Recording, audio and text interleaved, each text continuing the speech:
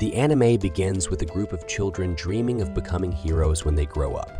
Their ambition is to become treasure hunters, traveling the world to explore treasure vaults in pursuit of wealth, glory, and ultimately, the title of the greatest heroes. They all aim to reach the imperial capital, Zabrudia, one day. Later, we meet Cray, a young man walking alone in the rain. It's revealed that treasure hunters are seen as heroes in the imperial capital. These hunters venture into dangerous ruins, known as treasure vaults, to collect hidden artifacts. Treasure hunting is a perilous job where hunters face monsters called phantoms, but in return, they can achieve great wealth and fame. One of the most skilled clans in the capital, First Steps, is holding interviews for new members at a tavern. A clan is described as a group of parties that support each other because a hunter can only accomplish so much alone. To reach higher goals, hunters must join a strong party to grow with their comrades. Cray, unfortunately, hasn't succeeded in joining one yet. When he arrives at the tavern hoping to join a party, a girl named Rhoda approaches him. Rhoda introduces herself, mentioning that she recently reached level 3. Cray introduces himself in return. Rhoda explains that she has been working solo, but struggled with a treasure vault called the White Wolf's Den. A nearby patron named Greg overhears her and mocks her for attempting such a dangerous vault at level 3, calling her an amateur. Rhoda, upset at being called an amateur, becomes even angrier when Greg tells her that level 3 is considered average elsewhere, meaning she's basically a beginner. He advises her to go home before she gets hurt. Furious, Rhoda draws her sword to attack him.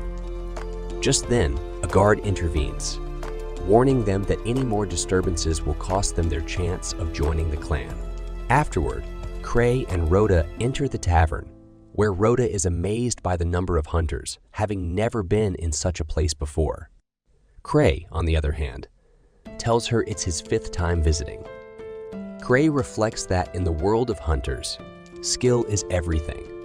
Those with talent can rise quickly and make a name for themselves, while those without talent must take whatever opportunity comes their way. Rhoda asks about the party, and Cray explains that the party conducting the interviews is Brave Arc, the strongest in the capital. Brave Arc once completed a level 7 treasure vault with only 6 members, cementing their elite status. Cray points out their leader, Arc Rodan, sitting at a table. He also mentions that Brave Arc has never accepted new members through these events, as far as he knows. When Rhoda asks about an office in the back, Cray doesn't respond. Greg explains that it belongs to the original founders of the First Steps clan. This group is called the Hazani, a title given to a young group who arrived in the capital a few years ago. Their talent allowed them to become one of the top parties in the city. Their full name is the Sad Souls, and they are Cray's childhood friends. The large turnout for this event is due to the Hazani accepting new members for the first time. Soon, an adventurer named Gilbert arrives, hoping to join the Hazani. He boasts about being level 4 and claims he doesn't have time for weaklings, saying he came because he heard the best were gathering and intends to be one of the strongest hunters. A girl named Tino stops him, telling him to know his place. Despite the vice president's warning to avoid conflict, Tino insists that she deserves to join the Sad Souls, angering Gilbert, who challenges her to a duel. Concerned, Cray urges Rhoda to leave, fearing they might get caught in the conflict. Just as they prepare to leave, Tino rushes toward them to stop him. At that moment, Arc appears and welcomes Cray, stating that nothing would have been accomplished without him, as he is the clan master and leader of the Sad Souls. This revelation surprises everyone. Years ago, when Cray and his childhood friends arrived in the capital, they quickly completed beginner treasure vaults and defeated monsters. They all chased the dream of becoming treasure hunters together. However, Cray felt ordinary compared to his exceptionally talented friends, leading him to decide to leave the party. But instead of letting him go, his friends asked him to lead them, recognizing his talent for leadership and his unique skills. Cray was initially shocked when his childhood friends asked him to become their leader, as he had always wanted to retire from being a hunter. However, he eventually accepted the role, despite his reluctance. In the present, everyone is surprised to learn that Cray is the master of the First Steps clan.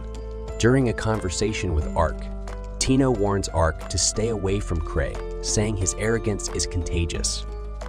Ark mocks Tino, finding her amusing and accusing her of spying on the crowd while pretending to be a commoner.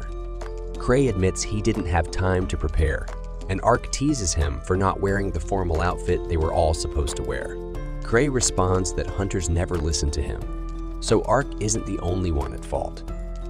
Tino, upset with Cray, suggests removing him from the clan list for his disrespectful attitude.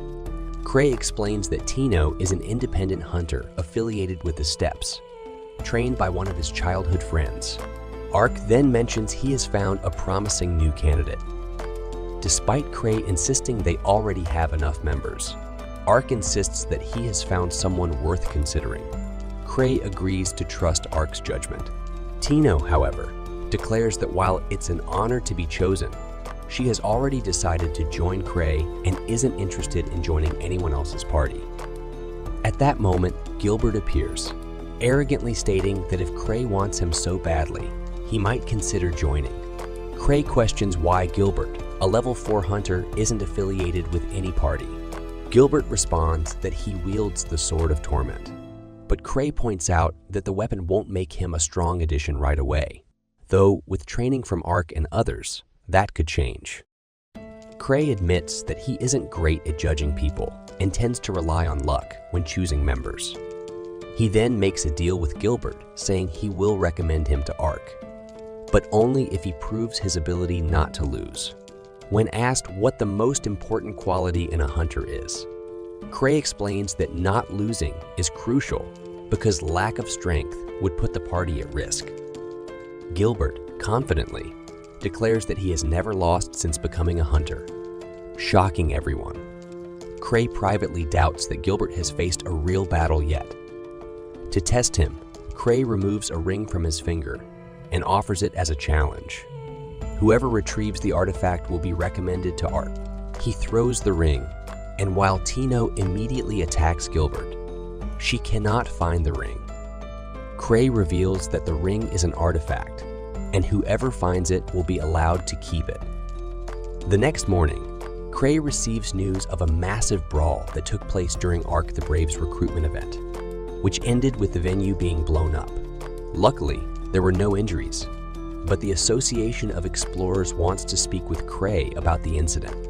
Ark finds the situation amusing, while Cray instructs Eva to bill Ark for the tavern's repairs and make sure Ark attends the meeting with the association. Eva points out that Cray relies too much on Ark and that the association specifically requested his presence. Cray, knowing the branch manager Garak, declines to go, predicting that Garak will come to him instead. He also mentions that his stealth tool, a mask allowing him to disguise himself, is broken, making it inconvenient to leave without guards. Despite his reluctance, Cray decides to meet with Garak. At the mansion, Cray apologizes to Garak for the chaos, explaining that the damage was only material and that no civilians were harmed. He adds that the tavern owner understands the situation. Kina, another character, tries to calm Cray down and asks Garak not to be too harsh.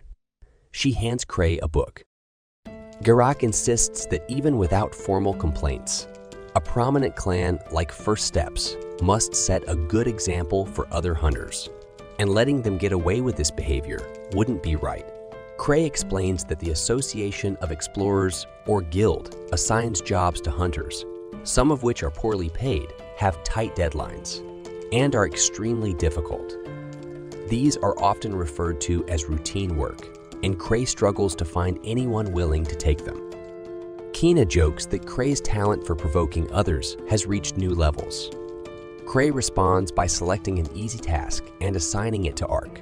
Eventually, he finds a rescue mission, which he emphasizes should be taken seriously. Cray goes to find Ark, But Tino informs him that Ark has been summoned by nobles and will be away for a while. She shows Cray the ring, stating that she didn't want anyone else to touch it. Cray, surprised, mentions that he received a mission from the Association of Explorers, but accidentally drops the paper. Later, Cray is seen chaining Tino, expressing his deep disappointment, saying it was the biggest shock of his life. He never imagined she would do something so awful. Tino defends herself, explaining that she didn't deceive him and had no intention of using cheap tricks. She simply wanted to go out for ice cream. Instead, Cray forced her into this tough routine work, which offers minimal compensation and has a long contract. Tino, still at level 4, argues that there's no way she can save 5 people alone. She acknowledges that Cray sends them on dangerous missions to make them stronger, but pleads with him not to overdo it with the harsh training. Cray responds by asking if she doesn't want to go alone, then reveals that the mission is in the White Wolf's den. 6 years ago, the most powerful clan in the region, which didn't even have a name yet, arrived at the Adventurers Association to register their group. Cray, as usual, tried to stop the team from moving forward and didn't even want to enter. He believed he would hold them back, but his friends insisted that he be their leader. There was no turning back now. Since Cray was being difficult, the boldest member of the group kicked open the door and marched into the association, introducing himself as Luke Sickle, the best swordsman in the world. Beside him, Liz Smart told him not to hog the spotlight and introduced herself as the most powerful blade in the universe.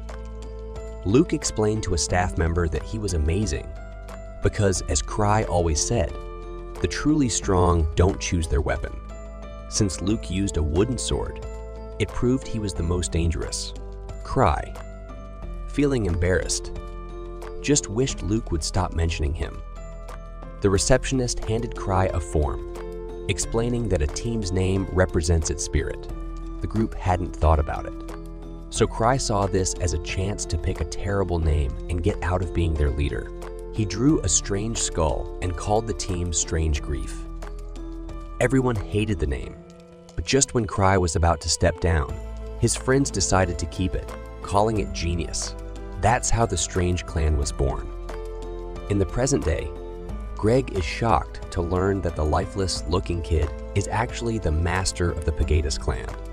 Cray Andry reflects that the title Pagadas was the second name he earned as the leader of Strange. Famous treasure hunters often get special names and become idols, despite everyone's insistence. Gilbert Bush refuses to believe that Cray is anything special. So Tino, who dislikes Cray, complains to the boss, saying there's no way she can work with this fake swordsman. Cray himself admits he's the biggest fraud in Zebrodia and far from the strongest in the capital, despite what people say because his clanmates always talk him up.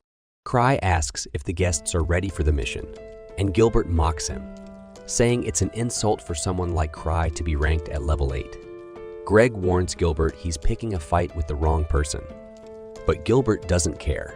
Cray, uninterested in the mission, kicks Gilbert off the team. Gilbert, furious, expects Cray to beg for his approval, but Cray doesn't care. Instead, he asks Tino if she needs anything. She says she does need the master, but Cray tells her that's not happening. With everything settled, Cray turns to leave, but Gilbert challenges the 1,000 tricks, saying if he loses, he'll join the group. Cray says Tino Shade is the leader, so she'll be the one fighting. Tino confidently says she'll deliver divine punishment using the incredible range she developed through training. Gilbert, feeling cocky, promises not to hold back and challenges Cray again once he beats Tino. Cray, not wanting to fight, thinks Tino should be able to handle Gilbert. However, he worries about Gilbert's sword, the Blade of Purgatory, which might tip the fight in his favor. But then Gilbert drops his weapon, mirroring Tino's move. Tino, eager for ice cream, says she'll destroy him and then get a treat with Cray, who reluctantly agrees just to keep the peace. Motivated, Tino charges at Gilbert with surprising speed. Gilbert dodges her first strike, but she sweeps his legs, knocking him down. Determined, Gilbert doesn't give up and fights back, but Tino easily dodges him and mocks him for challenging her master. Just when everyone thought he was beaten, Gilbert remembers his past and how he was born to be a hunter. As a child, he was talented in swordsmanship and grew up believing he was invincible. Now, back in the present, Tino warns him that if he wants to survive, he'd better use his sword. Gilbert refuses to use his sword, but Tino warns him that pride means nothing when you're dead. Whether he likes it or not, he agrees to use it, though inside he can't stand the thought of being weaker than her. Cry steps in and tells Gilbert that, just like how he left his last group because of the strength gap, Cry went through the same thing. However, in Cry's case, no one left him behind, and they didn't let him stay behind, no matter how much he wanted to. Cry leaves that part unsaid. Gilbert is surprised to realize that Cry, the leader of the most feared clan in the capital, is kind. He starts seeing Cry as something more than a person. Meanwhile, Andre touches Gilbert's sword, noticing its elemental damage and extended attack range. He comments that it's a simple but good weapon and advises Gilbert to take care of it. Gilbert realizes that Andre uses the sword far better than he ever could, despite having owned it for years. In disbelief, Gilbert yells that this is impossible and calls Cry a monster. Cry then explains that monomaterial is considered the fundamental substance of the world. Even though it's everywhere, it's invisible to the naked eye. Treasure vaults form when spiritual forces condense monomaterial, creating limited alternate worlds based on memories from the world's core. These vaults, like the White Wolf's Nest, are studied by many kingdoms, but the rules aren't fully understood. The White Wolf's Nest was once home to wolf, like monsters called Silver Moon, which were hunted to extinction. Afterward, a treasure vault appeared with a ghostly wolf haunting it. After reading this in the newspaper, a young man gets nervous, saying that a treasure vault based on vengeance seems too big of a challenge. Ivor Renfield blames Cry for putting them in this situation, but trusts that the team can handle it since the vault is only level 3, and they have 4 members, including Tino. The boy thanks Ivor for telling him about Gilbert leaving his group, as he used that information at just the right moment. The clan's vice master mentions that Cry put on quite a show with a relic in the training room.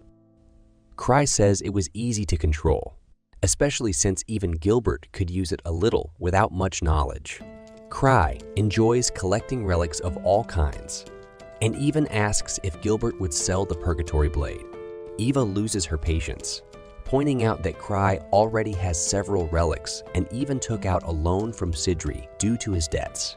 The clan's income isn't unlimited, despite equal commissions. Cry, embarrassed, tries to come up with an excuse, but only remembers that he needs someone to recharge his relics. While the woman recharges his relics, a man tells Cry that a ghost in the shape of a wolf has appeared near the White Wolf's Nest and destroyed an entire caravan of level 3 escorts. Cry thinks his team can handle it, but the man insists the ghosts in the area are getting stronger. The woman adds that a powerful level 5 lancer, Rudolph Divu, has shown up there. Cry remembers that Rudolph is on the guild's wanted list and worries the mission might fail. He hopes Gilbert has recharged the Purgatory Blade. Meanwhile, the team is on its way to the vault. Tino reveals that she left a will before leaving, believing that since Cry sent her, the mission won't be easy, but she trusts he wouldn't send her to her death. However, the rest of the team, except Tino, believes Cry, has put together the most random group possible. Gilbert accepted the mission because Cry, the 1,000 tricks, somehow knew why he left his old group. Tino explains that Cry is a genius at deduction and knows the capital and its surroundings well. Ruta doubts this, but Greg thinks only a calculated mind could have handled the bar incident so smoothly. Taking advantage of this, Tino reassures the team that Cry planned everything for the mission to go smoothly, and would never send them to their deaths. Ironically, after sending them off, Cry decides to catch up with them to order them to abort the mission. Back with the team, they encounter a ghost wielding a sword and shield at a level far beyond human abilities. Meanwhile, Cry searches through endless clutter for relics. Eva scolds him for carrying a banned slime, but Cry is in a hurry. He grabs a broken, unstable relic and takes off, hoping this isn't his last flight. This brings an end to SO2. Years ago, in the early days of Grieving Soul, the clan had only been in the capital of Zabrudia for a week when Gilbert was already furious. His prized sword, the Blade of the Testament, shattered like a twig. The other Envia's members joked that fighting a ghost cyclops with a stick would be hard, while Tino Shade pointed out she never expected to find a cyclops in a level 1 vault since those monsters belong in level 4. A drunken tavern customer overheard their conversation and called them rookies, claiming that a cyclops would never appear in the Goblin Cave, and even if it had, there was no way they would have survived. But when 2 female members of the clan showed him the cyclops, the adventurer was left speechless. Cry, reflecting on the scene, thought to himself that this was exactly why he didn't want to bring the creature along. Fast forward to today, Gilbert Bush slices a werewolf in half. Exhausted, Ruta complains that this kind of monster shouldn't be in a level 3 vault. Greg wonders why his Blade of Purgatory didn't ignite during the fight. Gilbert explains that it's out of mana and he can't recharge it himself. Ruta suggests retreating, and Greg adds that the situation is different from what they were told, especially since the group they came to rescue is probably already dead. After hearing everyone's concerns, Tino Shade, the leader, stands firm. She declares that the plan remains unchanged. Greg anxiously asks if survival isn't the top priority, but Tino asserts they didn't come this far just to gather monsters. She believes the ones they came to rescue are still alive and that the group is executing a flawless level 8 strategy.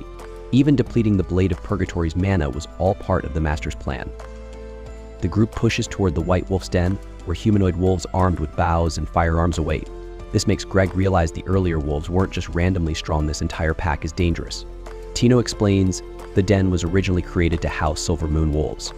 Gilbert charges ahead, eager to finish things, thinking once they deal with the wolves armed with bows and firearms, the rest will be easy. But Tino warns him not to get reckless. As the leader, her responsibility is to bring everyone back alive. She lays out a plan. She and Ruta, being the fastest, will lure the enemies, while the others will attack from behind. The firearms shouldn't be much trouble up close, and no one is to use another as a shield or sacrifice. And meanwhile, Cry silently prays that at least Tino survives, even if the rest are used as shields. Back in action, Tino acknowledges that their enemies are stronger, but the group has one major advantage: teamwork. The wolves don't understand cooperation, while they do. As more armed werewolves appear, the team instinctively knows what to do. Tino observes that despite being an improvised group, their setup isn't bad. Gilbert may talk too much, but he's skilled. Greg, with his experience, works well with the others. Ruta, though not flashy, is excellent at finding enemies, allowing Tino to focus on the fight. As everything falls into place, Tino starts to believe her master is a true genius for planning so well. Meanwhile, in the heat of battle, Gilbert grows frustrated, feeling underestimated. This frustration takes him back to a time when he felt the same way, pushing his team hard only to leave them when they couldn't keep up. He realizes now they had been giving it their all, but he never stopped to consider their efforts. Now, fighting alongside others, Gilbert has matured, understanding the power of teamwork. After another victory, the team pushes deeper into the White Wolf's den, arriving at a larger chamber. Tino places her hand on the wall, sensing a presence not the people they came to rescue, but likely the den's boss.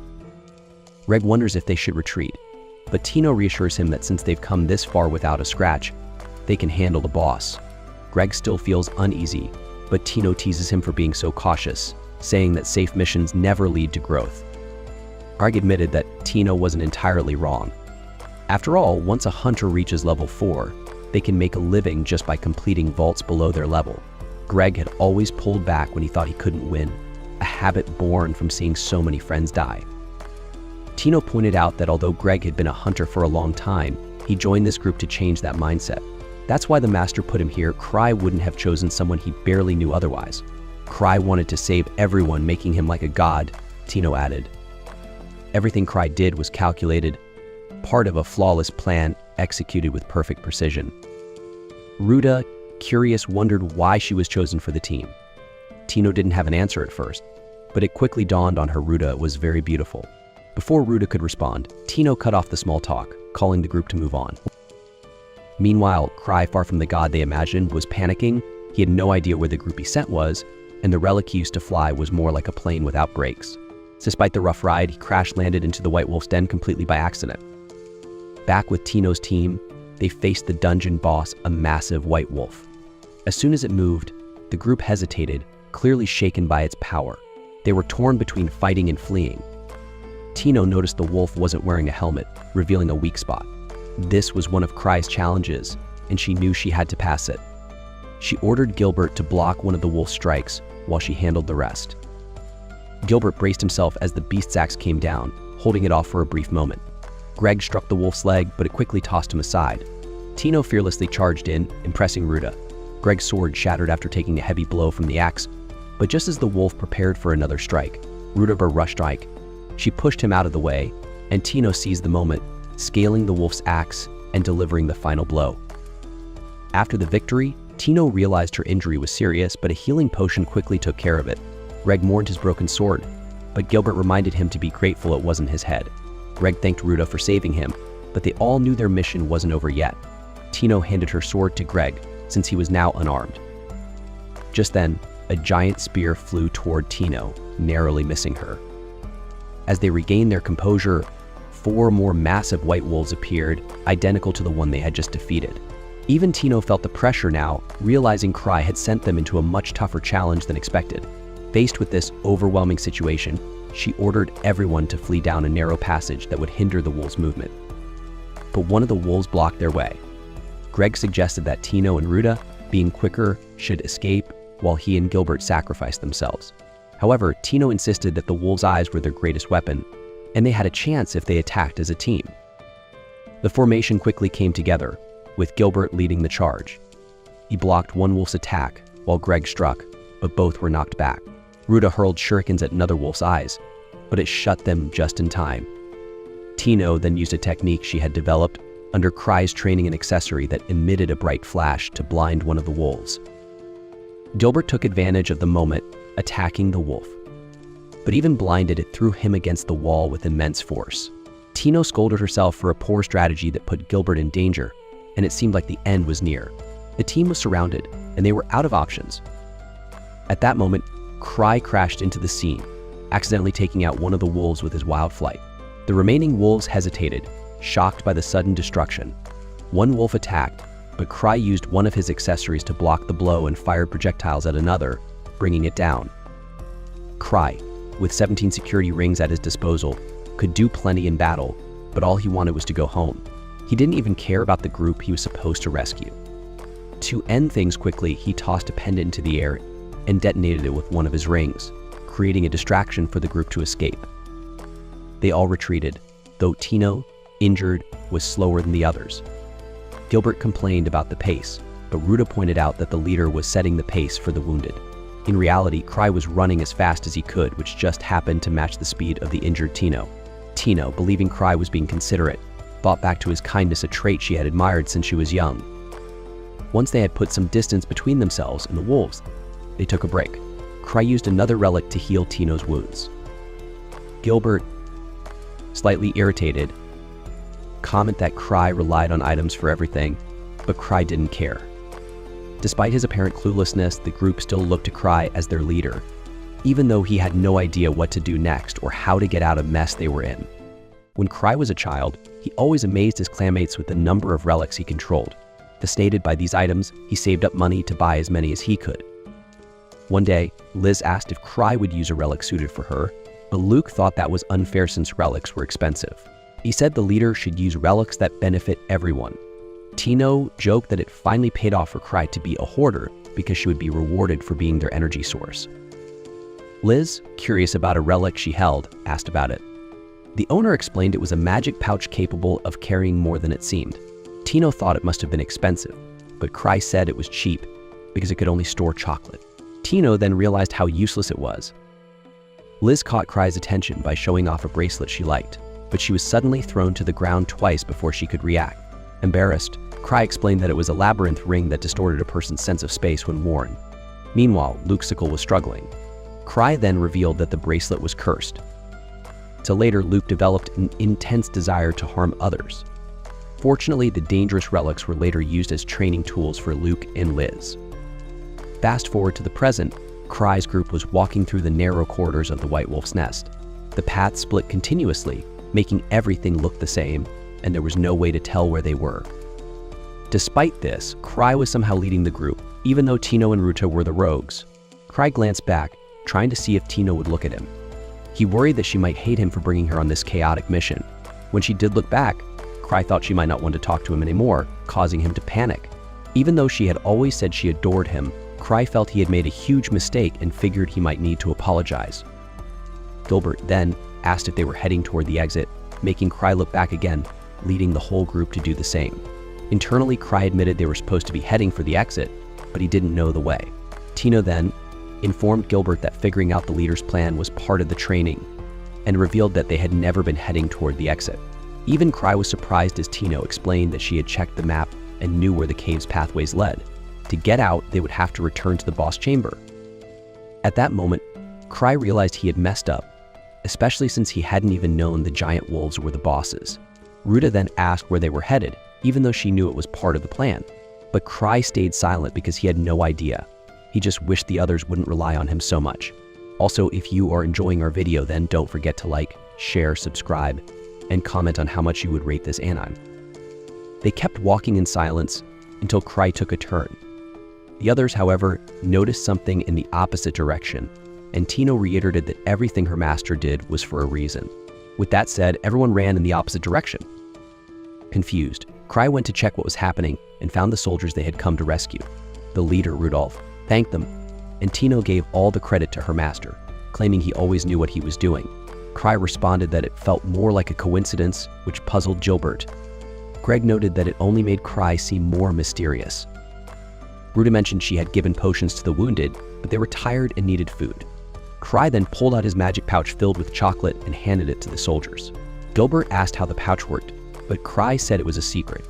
Greg admitted he thought there had been a mistake when he heard the missing soldiers were level 5, but Rudolph explained that they had been caught off guard by a strong enemy. It wasn't the wolves that had overpowered them, but a lone ghost with a skull-covered face, likely the embodiment of the wolves' resentment. After the humans exterminated the wolves, their hatred had accumulated in the vault and turned into this powerful entity.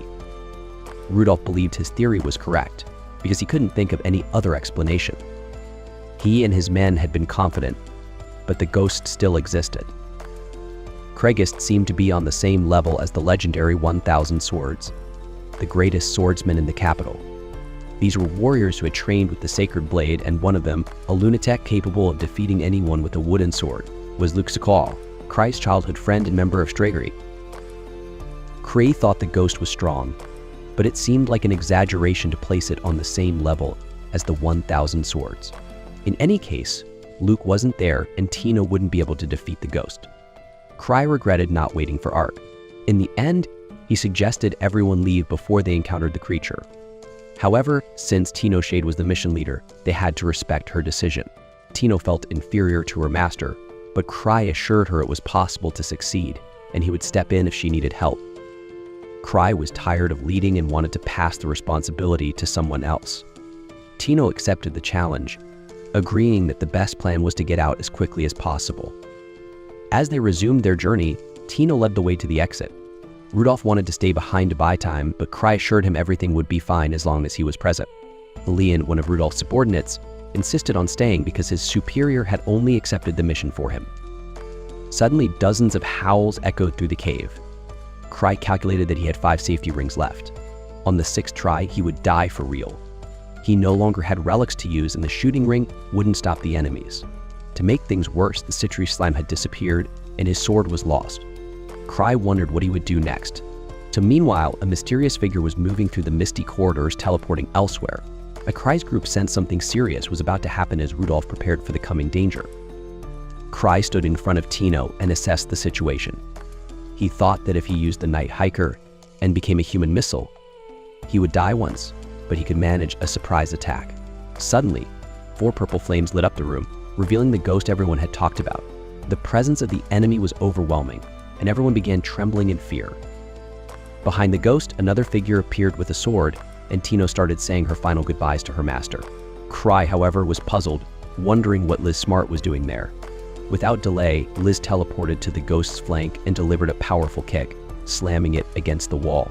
She then returned Cry's lost sword and explained she had come running after hearing about their trip to the vault. Liz couldn't believe Cry worried so much, nor could she believe that Tino, his apprentice, couldn't even pick up trash properly. She grabbed Tino by the arms, and when Gilbert tried to speak, Liz kicked him in the chest, warning him she was in the middle of an apology. She asked Tino if her incompetence was due to poor training or a lack of ambition. Losing her temper, Liz cursed Tino, saying she would die in the gutter before causing problems for Cry's reputation. Tino, overwhelmed, knelt and begged for forgiveness. Cry stepped in, telling Liz that Tino had done great on the mission and that Liz herself was doing an excellent job. Liz, feeling proud after her master's praise, remarked that all Tino lacked was the will to die. At that moment, a giant wolf appeared, wielding a minigun and firing wildly. Liz calmly put on her mask and seemed to stop time, grabbing one of the bullets midair. After the shooting stopped, she dropped the bullet and scoffed, angry that the enemy had underestimated her with such a pathetic weapon. She criticized Tino for being scared of such a toy, ruining her reputation as a master. Liz then leaped at the wolf, kicking it in the head and dragging it to the ground with a powerful trail of energy that exploded on impact. In the chaos, she screamed that killing enemies in whatever way you liked was the most fun thing in the world. Now only the ghost and its sword remained. It attacked Liz with impressive speed, but she caught the blade with one hand, showing Tino that this was how it should be done. Such a move didn't even require much effort. She then kneed the ghost in the stomach and punched it to the ground. As Liz fought, she taught Tino the importance of attacking with everything you've got, even if it risked your life. Calling Tino every name imaginable, she made the poor girl cry. Cry observed that the ghost stood no chance against Liz and thought that it was the battles between Liz and Luke that had caused Stragri to grow so much. Liz Smart had become faster than anything, earning her the nickname Broken Shadow. Back in the capital after their victory, Gilbert announced that Cry could keep the Sword of Purgatory. However, Cry declined, saying he wanted to restart his journey from scratch. He dreamed of becoming strong enough to catch bullets like the Broken Shadow. Tino, Greg, and Ruta didn't believe him, but Cry just wanted to dream and be happy. Since he wanted to be as strong as Liz, Tino offered a piece of advice about Stragri's personalized masks. 6 years ago, Cry had messed up the order and requested masks without eye holes, but the members still thought they looked cool and officially adopted them. A year ago, a girl named Citrusmart gave Cry a slime because it made her feel safer. Citri, an alchemist and member of Strange Grief, is known for her unusual behavior and is part of the Capital Science Institute. She's also the mind behind Sigri and was once the most renowned alchemist, earning the nickname Prodigy. Sometimes, Citri has Craig test out her strange creations. When it came to the slime, she warned Cry to be very careful. If he ever dropped it, it could endanger the entire capital. Now, Cry is anxiously searching all over his room for Citri's slime. After a long search, he sits down, thinking about where it could be. When he opened the capsule at the White Wolf's den, he found it empty.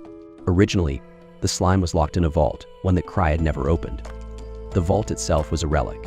Cry, leader of Stragri, concludes that the vault was empty all along. He laughs, lying on his bed, and notes how much of a prankster Citri is. However, he realizes that if he thinks about this too much, he might make himself sick. Meanwhile, at the White Wolf's den, a warrior defeats a ghost and questions her partner, wondering if this place wasn't supposed to be level 3. He explains that the ghost's level has suddenly risen over the past few weeks. She then points out that investigating missions for the association is no simple task, while he agrees, saying that examining strange occurrences in treasure vaults is important for the kingdom. He also recalls that Miltrux is looking into this matter, suggesting something odd is happening. Back to Cray, he has barely slept, lost in thoughts about the slime. As he leaves his room, Eva Renfield approaches him, informing him that the association needs a report on the White Wolf's den. Cray, as lazy as ever, says the leader of the expedition team was Tino, so Tino should do the report. However, the Vice Master of Arkbrave explains that Tino Shade is training with Liz. Having no choice, Cray asks if there's been any talk in the capital about this mission, and Eva promises to investigate further. At that moment, Miltru steps in, asking her to drop the subject and says he'll go check on Tino. Eva directs him to the training room on the second sub-level. With the boss gone, Renfield wonders if these strange events in treasure vaults are connected to the unrest among the capital's nobility. Cry continues to predict things without understanding them fully. The first time might have been luck, but after 2 or 3 times, it becomes obvious. She wonders about what's happening in the capital. Shortly after, Cry arrives at the sublevel where Sten Anger, leader of Obsidian Cross, is waiting. Sten quickly asks Cry to stop Broken Shadow as it's interrupting the training hall. Cry argues that fighting monsters is his expertise. Sten replies that both Ansem and Lucia are gone, so there's no one to stop Liz. He also wants to know how Lismart returned alone. Cry explains that she disarmed all the traps, reached the boss's room, and got bored, so she left. Sten, impressed, points out that the Night Palace is a level 8 vault and only someone bold would get bored there. Either way, he insists that if no one stops Liz, Tino could be in serious trouble. Cry, smiling, remarks that people don't get hurt so easily. But when they open the hall door, Liz is standing over an unconscious Tino. She's still threatening her, raising her leg to strike. Cry realizes he must stop the training to prevent any harm. Liz abruptly stops and explains to Cry that she was only training Tino, noting that Tino has great potential but is still too weak. Liz comments that she was stronger than Tino at that age. Cry, understanding Liz's passion, asks for the training to stop since Tino has reached her limit. Liz, in disbelief, wonders why he's stopping her as if it's a big deal. Suddenly, Tino grabs her ankle, saying she can still keep going. Cry, noticing Tino's mask, asks her about it. Liz, pleased with Tino's determination, resumes training. Cry steps out and informs the others that once Liz is in her training mode, she can't be stopped. Though Sven is concerned, he thinks it's beneficial for Tino to get stronger. Switching topics, he mentions that the North Route has been closed due to a rise in ghost sightings. The two have tea, and Sten adds that an investigation is underway. It seems they caught the Night Order off guard. Cry heard about adventurers encountering ghosts from White Wolf's den, and figures this is why Gark wants to meet him. Reflecting on this, Cry wishes Ark were there, as he's strong, smart, and trusted. Ark would handle things smoothly, but since he's unavailable, Cry decides to do what he can to buy time. Watching Cry's calm demeanor, Sven comments on how relaxed he is, leading Cry to think it's because the issue isn't his.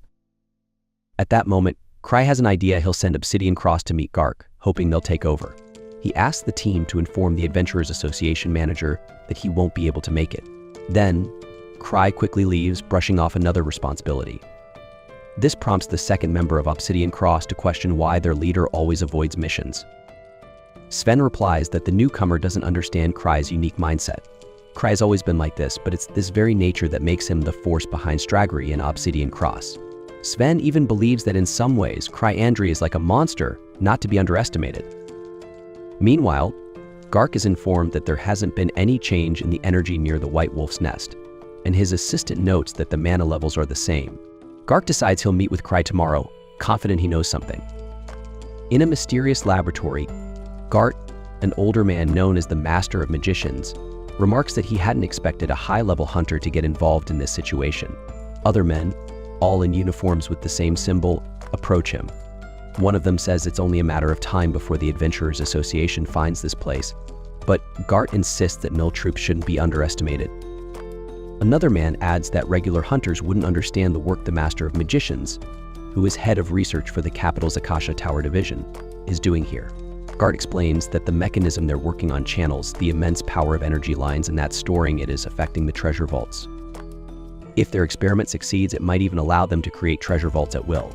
Some members of the group worry about the need to abandon the lab and start over, especially since Sophia, who oversees the defense system, is away on vacation at this crucial time. The Master assures them that he granted her leave and has contacted her with the Harmonic Stone, so Sophia Black will be back soon. He believes she would have already resolved this if she were here. Meanwhile, Cry is having a nightmare of the capital in flames and under attack. He wonders if Citri's slime could be that dangerous, but quickly dismisses it since his dreams never come true. Suddenly, he's startled as Liz wakes up beside him, though it's not the first time she's snuck into his bed. The girl eagerly invites him to spend the day with her. When Cry heads downstairs, he encounters Gark, but Liz jumps in, saying Cry's busy today, and hints at the presence of Broken Shadow. The association manager demands the report she was supposed to complete on the Night Palace, but she snaps back that the association always piles work on Cry. To avoid spoiling her plans, she kicks the manager in the face, but he skillfully blocks and warns that even he has limits. As the two start brawling, Cry takes the chance to invite Kina for tea. While with the manager's assistant, he nearly reveals there's more going on, than just the White Wolf's Nest issue, but pretends he can't share more in case anyone overhears. Secretly, Cry is aware he might have released a dangerous slime in the capital, but can't admit it. Meanwhile, the hall becomes a battleground as Liz and Gark clash, with Liz taunting him for being out of shape. Gark finally loses his patience and channels an overwhelming energy from within. When Cry returns to the hall, he recalls how the branch manager of Zabrudia was once called the War Demon, back when he was level 700. To prevent further destruction, Cry urges them to stop fighting. Eve arrives and is horrified at the mess in the hall. Cry and Liz then go out together, with Liz poking fun at Gark, saying he's become a weak old man.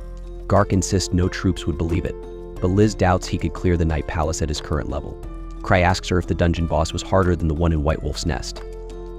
Liz casually mentions that defeating the Nest boss was so easy she didn't even notice it was a boss. Cry suddenly remembers that Citri and the others are still at the Night Palace and realizes that if they don't return soon, the lost slime could create chaos. Seeing his concern, Liz asks what's wrong, and he asks her what she'd do if Zabrudia were destroyed. Liz replies she would flee south with Cry, as she's never seen the sea, and it would be a perfect opportunity. With that, she leaves her bag with him and runs off to pin down a random civilian, accusing him of watching them suspiciously. Cry asks her to let the man go, and he bolts. Now safely away, the man wonders why Miltrux let him go and suspects that Cry knows more than he's letting on about the plan. If you enjoyed this, drop a comment and subscribe for more. When Sven arrives, he quickly realizes he's fallen for the trickster's usual antics. His boss has thrown him into a chaotic mess. The ghosts in the den are far stronger than they anticipated. Meanwhile, the protagonist and Liz Smart arrive in the most dangerous area of the capital, though a group watching them believes the real danger there is the notorious Shattered Shadow. Liz wants to know if Cry has any business in the area, and he simply replies yes without going into details. As they walk, Cry remembers Eva telling him that several people have disappeared in this area recently. Although disappearances aren't unusual here, he's concerned that Citri's slime might have attacked someone nearby. He also recalls that a new ice cream shop opened here, so he figures they can accomplish two things at once. Liz asks again about their purpose, and Cry casually invites her to the ice cream shop. The ice cream man, who they had previously helped, sees them approaching through the shop window and panics. He fears they might have followed him and suspects that freeing him was a setup to lure him here. This new ice cream shop, however, is actually a hidden research center that Cry must not discover. The man quickly tries to close up, but Sophia Black returns from her break and steps inside. Liz knocks on the rolled-down door, demanding they let her and Cry in, but Cry calms her down, suggesting the shop is probably closed. Liz smells something sweet and insists she saw the shop open just moments ago. But Cry, not wanting trouble, suggests they leave. Inside, the man breathes a sigh of relief as he watches them walk away. After finishing their outing, Cry reflects that he didn't gain any leads on Citri's slime. He asks Liz when Citri will return from the Night Palace, but instead of answering directly, the Shattered Shadow offers her help, perhaps out of jealousy. Cry clarifies he needs someone knowledgeable about magical creatures, so Liz gives in, telling him Citri took various types of equipment and might be a while. Later, Eva enters Cry's office and informs him that they've assembled a team to help investigate the White Wolf's den. With Ark unavailable, the Obsidian Cross has volunteered. Cry, uninterested in the details, tells Eva to handle it, but is informed that the team will include a relic research specialist for a thorough investigation. Hearing this, Cry realizes the case has become quite serious, so he decides to send a member of Footprints on the expedition, which Liz enthusiastically supports. Meanwhile, the Master of Magicians learns that Cry has found their hidden facility, catching them off guard as they thought the ice cream shop was a perfect cover. One member of the organization asks how they should respond, as they still don't understand what Cry truly wants. Sophie states that they must defend themselves, surprising everyone. Cry-Andrei, being a level 8 adventurer, is highly skilled, but Sophie disagrees with retreating. She declares that the Tower of Akasha seeks the truth, and they won't back down. Despite knowing Cry is surrounded by powerful hunters, Sophie sees this as the perfect test for her new defense system. If they can eliminate Cry and his allies, the organization's secrets will remain safe. The Master of Magicians acknowledges that Cry has already detected them, meaning they may not escape unscathed. He gives Sophie full authority to act as she sees fit. Meanwhile, Tianov steps out of the shower and notices his injuries are gone, realizing Liz must have healed him while he was unconscious. He's relieved to have survived. After getting dressed, he heads to the Adventurers Association and is surprised by the number of carriages outside. Inside, a colleague tells him they're organizing a joint expedition with the Association to the White Wolf's Den, though originally Ark was supposed to lead it. With Ark unavailable, the Obsidian Cross has gone ahead, though they aren't as strong. Cry appears on the second floor, thinking all the activity must be for a party. Eva reminds him that they discussed this plan yesterday, and since Ark isn't available, she assembled the best group she could. Cry, realizing that putting the entire burden on Ark was ideal, now faces the challenge of sending enough people without overspending. He proposes sending only half the group, which terrifies the hunters since only Ark and his elite team could normally handle such a mission. At this point, Eva asks for silence so Cry can say a few words. Reluctantly, he steps forward, explaining that the vault was originally rated as a level 3 mission, so half the hunters should suffice. Still, the hunters are nervous, so the deputy master of Ark Brave asks if there will be a reward. Eva confirms there will be additional funding, which reassures Cry, but does little to quell his anxiety about not finding Citri's slime yet. He begins to worry about what could be lurking in the White Wolf's den, as even the most experienced hunters are nervous. Yet, he feels compelled to assign the responsibility to as many people as possible to minimize his own involvement. Suddenly, Liz appears and boldly declares that she wouldn't even need half the team or might even go alone. A hunter remarks that Liz only speaks confidently because she's strong, to which she retorts that this attitude is exactly why they aren't leveling up. With a sense of authority, she steps up to the leader and asks to take on the mission, but he immediately refuses. He thinks it would be unfair to Tino, and with so many people already going, Liz's involvement could just cause chaos. With this in mind, he decides that everyone should participate in the investigation. Emma asks if Cray will lead the team to the vault, and this question nearly drives him mad. The hunters expect him to guide them into the den, so Cray quickly makes up an excuse, saying he has other matters and will meet them later. For now, leadership will stay with Obsidian Cross. He hopes to only show up when the situation is already under control. Back in the den, Obsidian Cross finds nothing unusual, except that the ghost Ez grows stronger as they go deeper. Meanwhile, the leader of Straggery endures Liz Smart's persistent request to join the mission. To pacify her, he pretends he needs her help elsewhere. He then instructs the team leader to be cautious of any unusual slime they might find in the White Wolf's den. At the same time, Master Magus learns the hunters are heading in force to the den. He then unveils the institution's newest creation, the mana agitation device. Sophia explains that this defense system is equipped to face strange grief, even if only 3 members are present. The device lists Cryandry, known as the Thousand Tricks Smart, the Broken Shadow, and Citri Smart as potential targets. With defenses ready against physical attacks, the Broken Shadow should be easy to handle. The Thousand Tricks may be the group's strategist, but he weakens without people to command. Finally, Citri, Sophia's own arcane follower, could struggle against this system, as her lawful methods cannot overcome it. With that, Magus entrusts Sophia Black with the mission to defeat Strange Grief. Meanwhile, Sven receives orders to leave the den with Obsidian Cross and the other hunters, so he signals Henrik to blow the emergency whistle. Outside, some hunters grumble about being pulled out of the cave, saying they saw nothing unusual. They find it absurd to worry about the slime without solid proof. One hunter criticizes Sven for trusting Cry, a man who does nothing in the city, rather than evidence they could uncover themselves. Sven finally snaps, explaining they only used the whistle out of kindness. He adds that if Cry were here, he'd say there was no danger, while Liz and Luke would ignore the weaklings and even study their bodies afterward. Sven emphasizes that all members of Obsidian Cross are also healers, so abandoning people to their fate isn't their way. If the hunters want to continue without backup, they're welcome to do so. The furious hunter scoffs, saying it's absurd to fear slime since such a terrifying monster wouldn't be in the den. Sven responds, saying that long ago, Cry told everyone to see the cherry blossoms blooming in the den but advised them to bring weapons.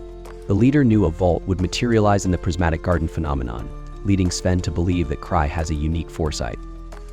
The reason they spent a fortune on this residence stone was to gather intelligence. This is the value Cry places on information.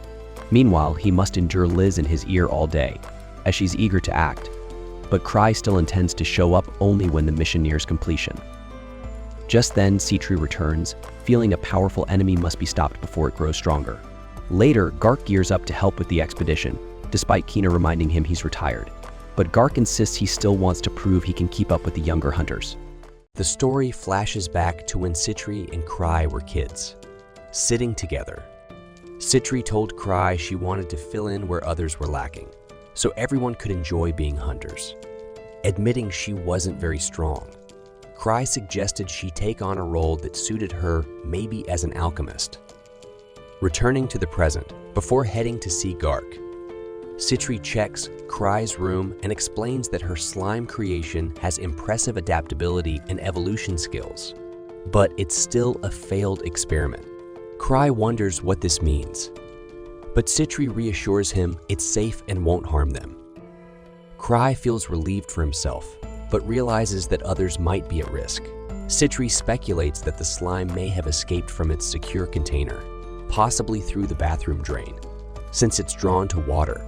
This makes Cry uneasy, as he imagines a dangerous slime lurking in the pipes, but Citri tells him to leave it to her. The scene then shifts to the White Wolf's den, where the reinforcements Cry sent have arrived. One of them asks Sven how things are going. Sven says nothing has happened yet and inquires if anyone was sent to take command. The man replies that Cry assigned Sven to lead. Sven had expected Cry wouldn't show up, but he finds it odd that Liz isn't there either. The man explains that Cry took Liz and Tino for another task. Sven is relieved not to have Liz around since working with her would be impossible. Gathering everyone for a strategy meeting, Sven asks if anyone has experienced fighting slimes, but no one raises their hand. They all consider slimes too weak to be real opponents. Someone jokes about having accidentally stomped one, and Sven asks if they have anything special to fight slimes. The group dismisses the need, believing slimes are weak against any weapon, even magic. However, Sven learns that Cry mentioned this was no ordinary slime, which frustrates him. Gain, a member, mocks everyone's concern over a slime, but Sven warns him that he'll likely be the first victim, which annoys Gain. One of the hunters, an alchemist named Talia Widman, reveals she worked with Citri on a slime-killing drug. She isn't sure if it'll work on this slime, though. The scene then moves to the Akashic Tower's hideout, where Noctis Cochlear talks to his disciple, who assures him their forces will annihilate the hunters they're up against. Noctis asks her for her first move, shifting the scene back to the White Wolf's den. Sven organizes his team, instructing them to use whistles to signal discoveries or emergencies and assigning some to rescue duty. As the mission begins, they find little unusual, only some wolf knights in the treasure vault. They start wondering if Cry was mistaken. Gain taunts them for their worry, claiming they'd be done already if they didn't follow their idiot leader. Sven brushes off his complaints, which irritates Gain. Gain wanders off alone, muttering about his distrust of Cry. In the forest, he spots a chained wolf knight and two suspicious figures nearby, who discuss injecting the creature with enchanted mana material to transform it. Gain confronts them and quickly defeats them, but one manages to inject the wolf knight with mana material. The knight transforms into a slime-like creature, breaking free. Realizing the danger, Gain blows his whistle. Hearing it at camp, Sven orders his team to recall everyone from the labyrinth. The hunters rush toward the source of the whistle, and Sven asks one of Gain's team members where he is. The teammate replies that Gain hasn't returned, which surprises Sven. Soon, they find Gain, but he's badly hurt, with one of his hands severed. Gain says that Thousand Tricks was right. There's a slime in the forest. They soon spot it, and Talia realizes she's never seen a slime like this before. Sven orders the mages to distract the giant creature, saying they need to stop it here. He fires an arrow, but it has no effect. The mages hit it with spells, but even after all their attacks, the slime is completely unharmed. Meanwhile, Henrik helps bandage Gain's wound. Gain tells Sven that some strange people injected the wolf knight with something weird, which transformed it into this monstrosity. Sven fires more arrows, but the slime seems unaffected. Sven can't believe both physical and magical attacks are useless. When a hunter asks what they should do, Sven replies that they can't leave this monster here. As the slime attacks, he orders everyone to dodge and hold it back since it moves slowly. He pulls out a special drug Talia gave him earlier. Talia explains that the slime should self-destruct on contact with the drug. Sven distracts the slime and drops the drug in its path. When the slime steps on it, it explodes inside the creature, but it still doesn't fall. Talia is shocked the drug failed. Sven, convinced it's no ordinary slime, hears a hunter mention that Cry had warned them it was slime-like. Frustrated, Sven wonders how many times Cry will almost get them killed. Just then, Citri arrives, announcing that the slime is shielded by a magical barrier. Sven is surprised to see her. Citri explains that Cry sent her, anticipating trouble. She tells everyone that a strong magical force surrounds the slime, creating a barrier that deflects arrows and magic, a force even stronger than a level 8 treasure vault. As Citri analyzes the slime, it lunges at her, drawn by her high mana level. She pulls out a capsule and throws it at the slime, telling Sven to shoot it. He does, and the slime is destroyed. Sven asks what she threw, and she explains it was anti-mana material. Dark arrives asking if it's over, and Sven is surprised to see him ready for battle. Citri says Gark gave her a ride and hints that she has a theory about who's behind this. At the Akashic Tower hideout, Noctis is surprised. Citri took down the demonized creature so easily and realizes she must have understood the potion's effects. Meanwhile, Citri tells everyone that Noctis and his secret group Akashic Tower are behind this, working to manipulate treasure vaults. City officials at camp are skeptical, as Noctis was exiled from the capital. Citri replies that she didn't expect them to believe her, which is why she's been tracking Noctis alone. She adds that the monster they fought was just one result of his experiments. Talia wonders if Citri means there's a device underground, and Citri confirms, explaining that Noctis would need a lot of equipment to do this, likely with defenses prepared. They decide to interrogate the mage Gain captured, expecting more monsters like the one they faced. The hunters feel reassured as long as Citri has more anti-mana material, but she admits she's out. However, she's determined to study the creature and find a solution, confident they'll succeed with everyone's help. She asks the hunters to lend their strength, admitting her own limits. After she leaves, Henrik notes her honesty about her weaknesses, and Sven calls her a powerful weakling, warning Henrik not to underestimate her clever ways of surviving. Elsewhere, Liz nags Cry to go to the White Wolf's den with her, but Cry, waiting for the right moment, keeps putting her off. From the shadowy depths of the Akasha Tower, the tension among its members was palpable. Many were deeply dissatisfied with Sophia Black's decision to send the demonized ghosts into battle one by one. To them, this strategy was nothing short of reckless. They argued that isolating their strongest assets would lead to needless sacrifices when unleashing them all at once could overwhelm the enemy. Flick, frustrated, criticized Sophia's lack of military experience. He dismissed her as just a researcher who knew nothing about the art of war. Her communication stone was unresponsive, and she had conveniently left to check the defense systems. Annoyed, Flick reminded his comrades that their opponent was the infamous Thousand Tricks. Facing such a cunning adversary without proper preparation would lead to disaster. One of the group pointed out that the Master had given Sophia full authority, but victory mattered more than following orders. Flick, emboldened by the sentiment, decided to defy her. He commanded the release of all the ghosts at once, declaring he would show Sophia what true warfare looked like.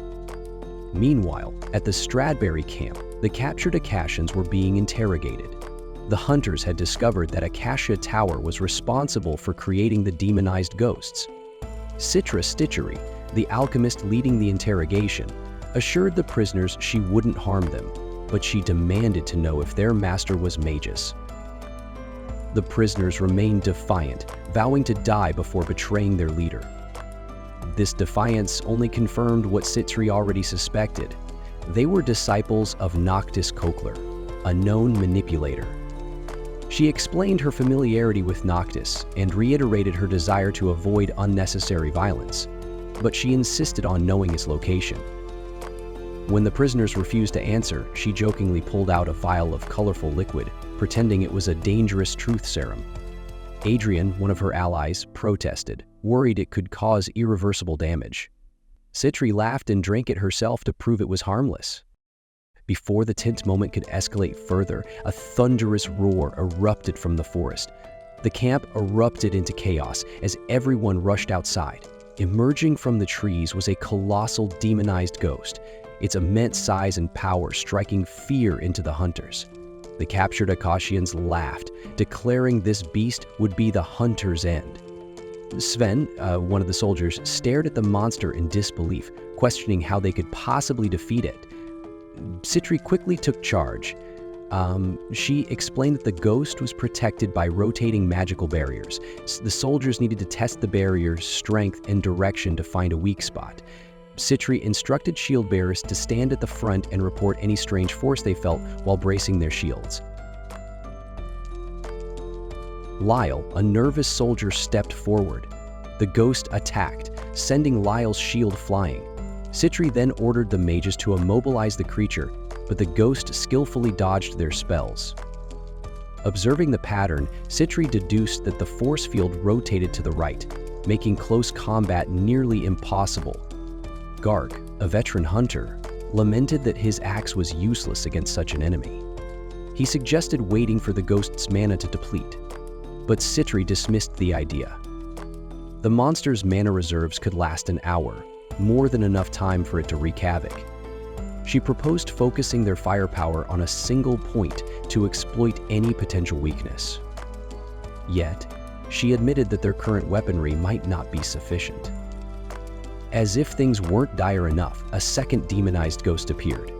Sten urged Citri to order a retreat, as the soldiers were exhausted and couldn't handle the escalating threat. Gark hesitated, noting that retreating with the injured would be risky. However, before they could act, Citri noticed the two ghosts turning on each other.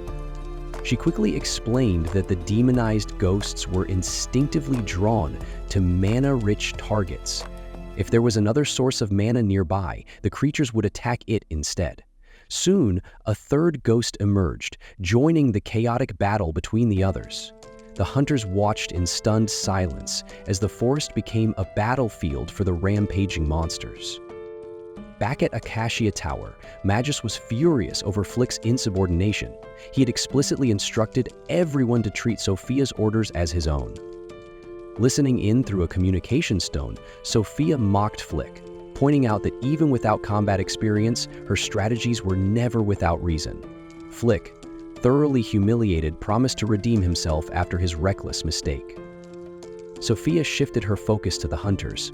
She noted that the enemy forces now included Citri, Stitchery, and Gark Welter, a retired level 7 hunter known as the War Demon. Despite his retirement, Gark's reputation alone was enough to terrify the Akashians, especially since the tower was running low on potions. Noctis suggested retreating, but Sophia disagreed. If the hunters extracted information from their captured comrades, the tower's location would be compromised. Instead, she proposed a bold plan. They would release the Malice Devourers, luring the enemy into formation, and then unleash their trump card. Flick was reluctantly assigned to command the Malice Devourers. Despite his apprehension, he vowed to succeed, determined to restore his tarnished pride. At the Stragri camp, Talia observed Citri's smart with admiration. Known as the Prodigy, Citri was not just a genius among hunters, but also someone who pursued truth fearlessly, no matter the dangers ahead. Her brilliance was undeniable, but what set her apart was her commitment to staying within the bounds of the law. Talia could not help but feel a pang of envy, believing she could never match Citri's intelligence. As Talia reflected, Sten interrupted her thoughts. Frustrated, he grumbled that the anti-slime substance had failed. He added that Kreia never provided crucial information on these missions and complained that the enemy wasn't even a slime as previously described.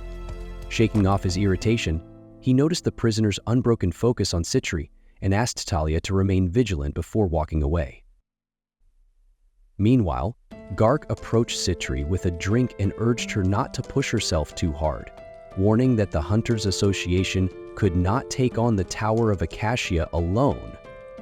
To his surprise, Citri confidently revealed that she had deduced the location of the enemy base. Wasting no time, she gathered the investigation team and shared her findings. Using spiritual line patterns, mana concentrations, geological features, and the emergence points of the monsters, she pinpointed the base's location on a hill. The Akashian prisoners panicked at her analysis and tried to dismiss it as wrong, but their reaction only confirmed her suspicions. Citri declared that they needed to strike immediately before the enemies could escape. Terrified, the prisoners screamed Sophia's name. Curious, the allies questioned who Sophia was. Citri revealed that Sophia Black was not only her arch-rival, but also the mastermind behind the Tower of Acacia. Alongside Noctis Cochlear, Sophia was one of the most cunning and despicable mages Citri had ever encountered. Citri vowed to end this once and for all, determined to see Sophia locked away in the Southern Historia prison. Elsewhere, Cray, Liz, and Tino made their way toward the camp. Known as the Thousand Tricks, Cray admitted he had arrived earlier than planned. He had hoped to appear only after the situation was resolved, as he lacked the relics and defensive tools needed for combat. The path was pitch dark, prompting Tino to reach for Cray's hand for guidance.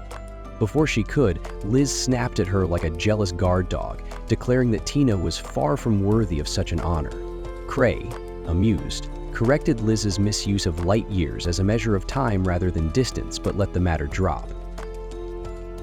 Using his owl vision relic, he scouted ahead, unsure how long the relic would last. Liz assured Tino that she would obliterate any threat in their path and instructed Tino to follow her lead.